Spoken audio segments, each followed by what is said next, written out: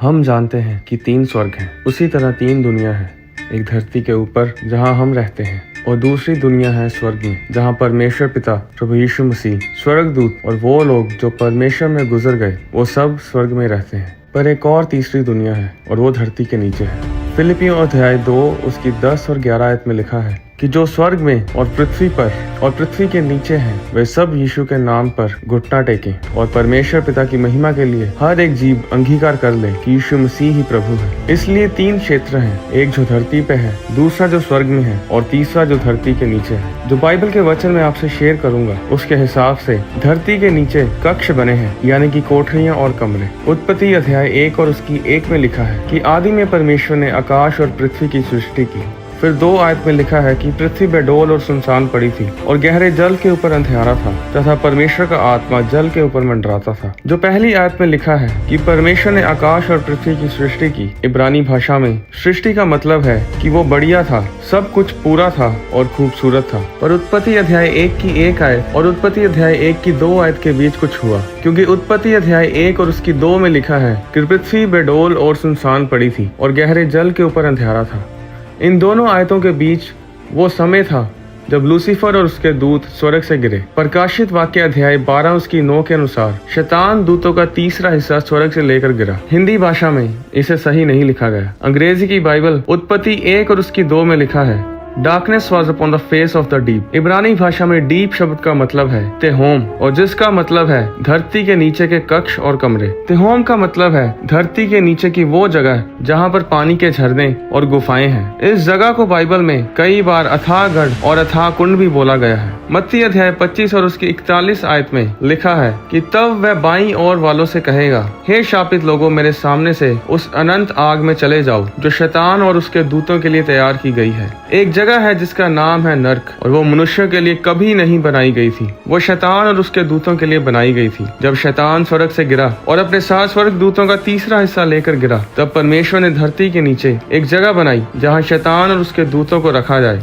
क्योंकि शैतान और उसके दूत परमेश्वर की हुजूरी में अब कभी रह नहीं पाएंगे, ना ही नई धरती के सुख को ले पाएंगे, जिसके बारे में प्रकाशित वाक्य अध्याय 21 और 22 में लिखा हुआ है। धरती के बीच में परमेश्वर ने आग को डाला और उसके ऊपर पानी को रखा जो धरती को ठंडा करता है। बाइबल में 5 ऐसे शब्द हैं जिनका इस्तेमाल धरती के नीचे की कोठरियों के लिए किया गया है। हिंदी में इसे फिर से सही नहीं लिखा गया। हिंदी की बाइबल में कहीं अधोलोक, कहीं नर्क और अथाह कुंड का इस्तेमाल किया गया है, पर मैं आपको इब्रानी और यूनानी भाषा में से इन शब्दों के बारे में बताऊंगा। पहला है शियोल, जो कि पुराने नियम में इब्रानी भाषा का शब्द है। शियोल शब्द का इस्तेमाल 65 बार किया गया। इसे अंग्रेजी में 31 बार हेल ट्रांसलेट किया गया और 31 बार कब्र ट्रांसलेट किया गया है। शियोल शब्द का इस्तेमाल गिनती अध्याय 16 और उसकी 30 और 33 आयत में किया गया। परंतु यदि यहोवा अपनी अनोखी शक्ति प्रकट करे और पृथ्वी अपना मुंह पसार कर उनको और उनका सब कुछ निगल जाए और वे जीते जी शियोल में जा पड़े, तो तुम समझ लो कि इन मनुष्यों ने यहोवा का अपमान किया है। फिर 33 आयत में लिखा है,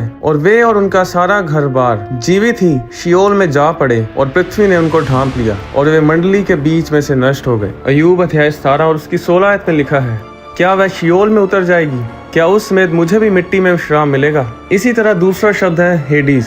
यूनानी लोग हेडिस को वो जगह बताते हैं जहाँ पर सब लोग मरने के बाद जाते थे। हेडिस को नर्क की आत्माओं का राजा बोला जाता था। प्रकाशित वाक्य अध्याय 6 और उसकी 8 में लिखा है, मैंने दृष्टि की और देखो, एक पीला सा घोड़ा है और उसके सवार का नाम मृत्यु है और हेड्स उसके पीछे है। इससे साबित होता है कि हेड्स एक स्पिरिट है। तीसरा शब्द है टाटरस। टाटरस शब्द 2 पतरस अध्याय 2 उसकी 4 में इस्तेमाल किया गया, जिसमें लिखा है, क्योंकि जब परमेश्वर ने उन स्वर्गदूतों को जिन्होंने पाप किया नहीं छोड़ा, पर नरक यानी टाटरस में भेजकर अंधेरे कुंड में डाल दिया ताकि न्याय के दिन तक बंदी रहे। यहाँ नरक शब्द की जगह टाटरस का इस्तेमाल किया गया है। टाटरस वो जगह है जो नरक के सबसे नीचे है। नरक में स्तर है और टाटरस सबसे नीचे स्तर में है, जहाँ पर बहुत बुरी आत्माएं और गिरे हुए स्वर्गदूत हैं जो जंजीरों से बंधे हुए हैं। जिस तरह बाइबल स्वर्गों के बारे बताती है, व्यवस्था विवरण अध्याय 10 की 14 में लिखा है, सुन, स्वर्ग और सबसे ऊंचा स्वर्ग भी, पृथ्वी और उसमें जो कुछ है वह सब तेरे परमेश्वर यहोवा ही का है। उसी तरह नर्क के भी लेवल्स हैं। धरती के नीचे ऐसे गड्ढे हैं जहाँ पर शैतान के दूतों को, बुरी आत्माओं को जंजीरों से बांधा हुआ है। उत्पत्ति अध्याय 6 और उसकी 1 और 4 में लिखा है कि तब परमेश्वर के पुत्रों ने मनुष्य की पुत्रियों को देखा कि वे सुंदर हैं और उन्होंने जिस जिसको चाहा उनसे विवाह कर लिया। ये परमेश्वर के पुत्र स्वर्गदूत थे और इन्हीं को परमेश्वर ने टार्टरस में जंजीरों से कैद किया है ताकि वे फिर कभी भ्रष्ट संतानों को पैदा ना कर सकें। चौथा शब्द है एबिस। एबिस का मतलब है बहुत गहरा गड्ढा या अथाह कुंड। प्रकाशित वाक्य अध्याय 9 की 1 में लिखा है कि जब पांचों स्वर्गदूत ने तुरी फूंकी तो मैंने स्वर्ग से पृथ्वी पर एक तारा गिरते हुए देखा और उसे अथाह कुंड की कुंजी दी गई। उसने अथाह कुंड को खोला और कुंड में से बड़ी भट्टी का सा धुआं उठा और कुंड के धुएं से सूर्य और वायु अंधकारमय हो गए। प्रकाशित वाक्य 11 उसकी 7 में लिखा है जब वे अपनी गवाही दे चुकेंगे तो वह पशु जो अथाह कुंड में से निकलेगा उनसे लड़कर उन्हें जीतेगा और उन्हें मार डालेगा। प्रकाशित वाक्य अध्याय 17 उसकी 8 में लिखा है जो पशु तूने देखा है वह पहले तो था पर अब नहीं है और अथाह कुंड से निकलकर विनाश में पड़ेगा और पृथ्वी के सब रहने वाले जिनके नाम जगत की उत्पत्ति के समय से जीवन की पुस्तक में लिखे नहीं गए इस पशु की दशा देखकर कि पहले था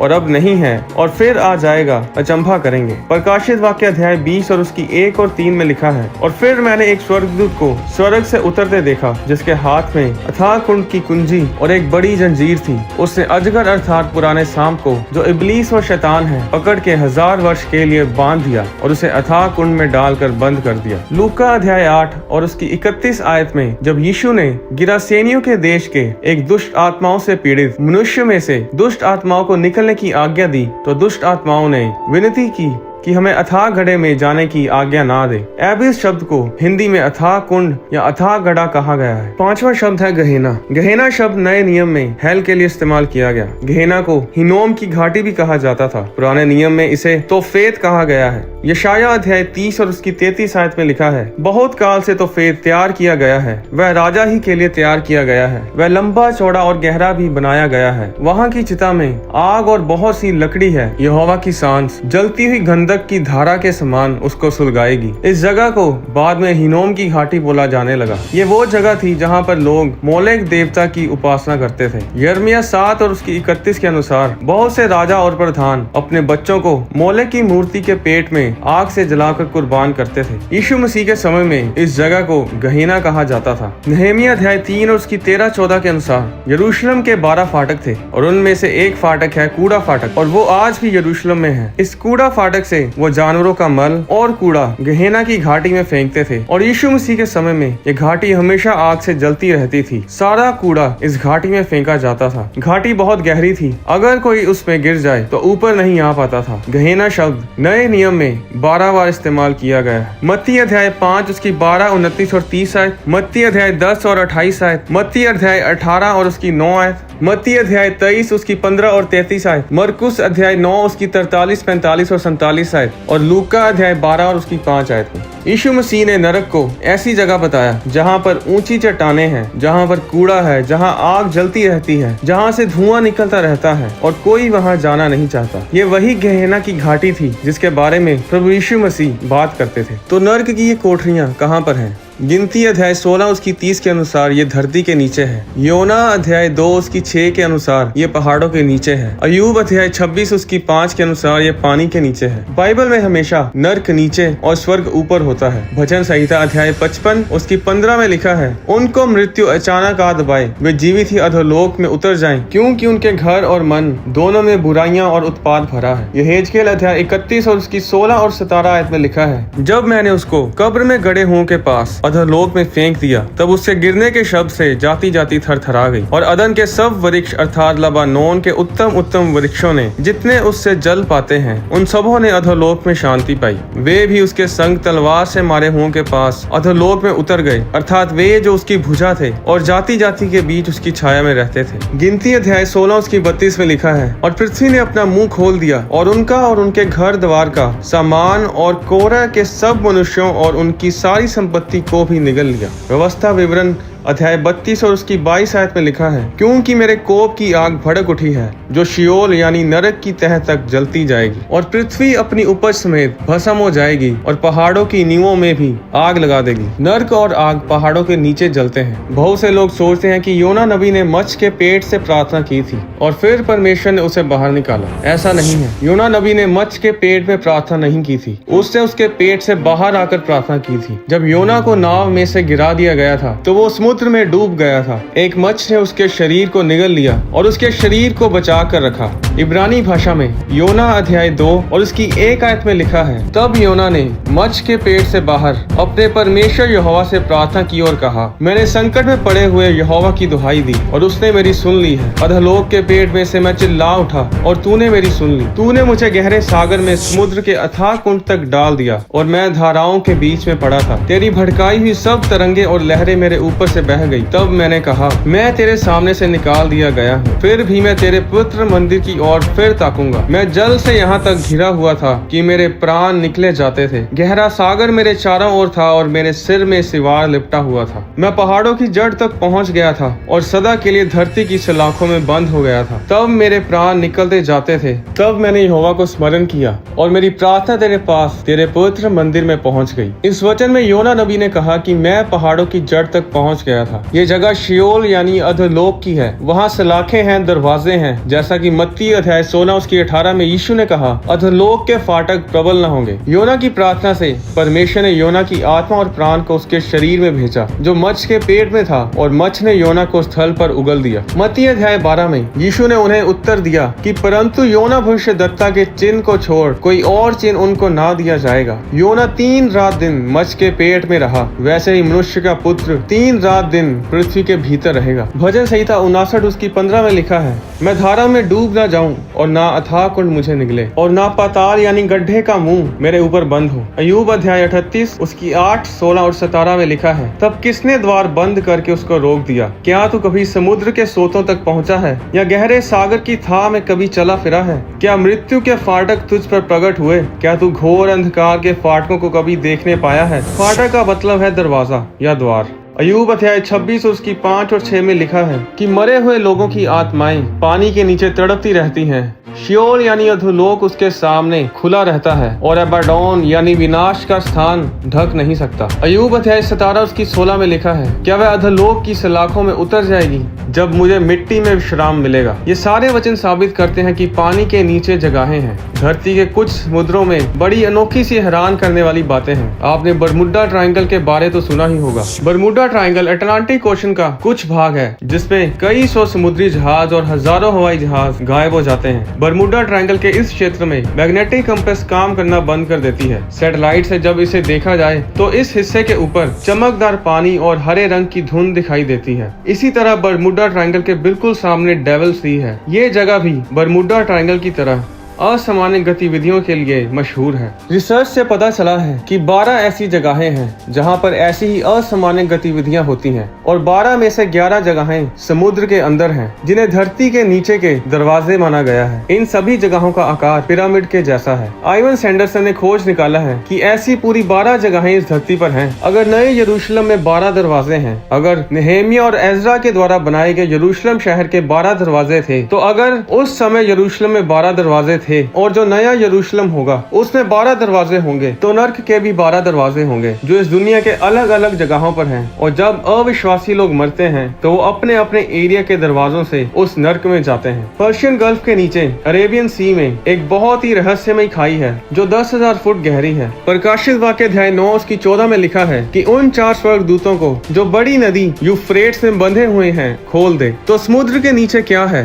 पहाड़ों के नीचे क्या है? 1978 में क्राइस्ट टेम्पल चर्च वर्जीनिया के पास्टर रोलैंड गार्डनर 2 हफ्तों के लिए एक रिसर्च के लिए बहामास और बरमुडा के बीच समुद्र में इलेक्ट्रोमैग्नेटिक गतिविधियों को जांच रहे थे। उनके साथ बहुत ही मशहूर फ्रेंच गोताखोर जैक्स क्रूस्टो के भाई भी थे। जैक्स का भाई जब समुद्र के बीच गया तो उसे वहाँ ऐसे पत्थर मिले जो किसी पुराने भवन के थे। जब 20 मिनट बाद वो गोताखोर पानी से बाहर आया तो पास्टर रोलैंड किश्ती पर थे और उन्होंने बताया कि वो गोताखोर दोबारा पानी में जाने के लिए तैयार नहीं था। उसने कहा कि मैंने नीचे पानी में किसी के चिल्लाने की और जंजीरों को खींचने की आवाजें सुनी और उस जगह से पीले रंग का धुआं आ रहा था। पास्टर रोलैंड ने अपने चर्च में कई बार इस पर प्रचार भी किया कि वो जगह नर्क के दरवाजों में से एक है। साइंस भी यही कहती है कि धरती की 3 परतें हैं। पहली द क्रस्ट, दूसरा द मेंटल, तीसरा द कोर। मेंटल और कोर के बीच एक गैप है जिसे मोहोरोविक डिसकंटिन्यूटी कहते हैं, जहाँ पर से ज्वालामुखी उत्पन्न होते हैं। यही वो जगह हो सकती है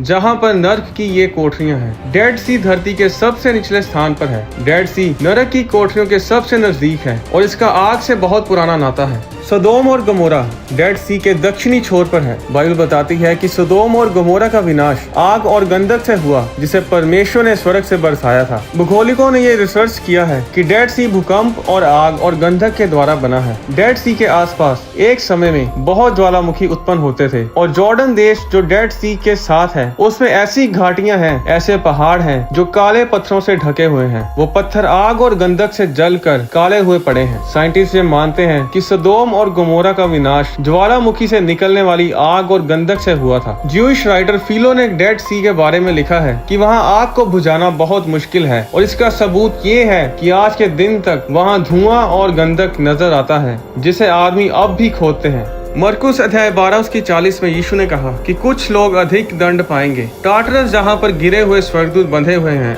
आतंकवादी वहाँ पर जाते हैं। खूनी घिनौने पाप करने वाले अडोल्फ हिटलर भी टाटरस में हैं। नर्क की उन कोठरियों में कोई पानी, कोई खाना, कोई पेड़ पौधे, झरने नहीं होंगे, कोई आनंद नहीं होगा जो स्वर्ग में होगा। अगर आप ये सुन रहे हैं और आपने अपने पापों से तौबा नहीं की है और परमेश्वर को उद्धारकर्ता ग्रहण नहीं किया है तो आपको नर्क में जाने से कोई नहीं रोक सकता। आज कुछ लोग कहते हैं कि स्वर्ग नर्क कुछ नहीं है, पर उनके मानने या ना मानने से कोई फर्क नहीं पड़ता कि नर्क है या नहीं, स्वर्ग है या नहीं। आप हवा को देख नहीं पाते, इसका मतलब ये नहीं कि हवा है ही नहीं। आपके मानने या ना मानने से नर्क गायब नहीं हो जाएगा। आप या तो नर्क में आग में सड़ रहे होंगे, कोड़े खा रहे होंगे, या तो आप यीशु मसीह के साथ स्वर्ग दूतों के साथ स्वर्ग में आनंद मना रहे होंगे। पर मेरे पास आपके लिए खुशखबरी है। अगर आपने प्रभु यीशु मसीह को अपना उद्धारकर्ता ग्रहण किया है और आप परमेश्वर के वचन के अनुसार अपने जीवन को व्यतीत करते हैं तो आपको नर्क का मुंह नहीं देखना पड़ेगा। पर अगर आपने प्रभु यीशु मसीह को उद्धारकर्ता ग्रहण नहीं किया तो मेरे भाई मेरी बहन,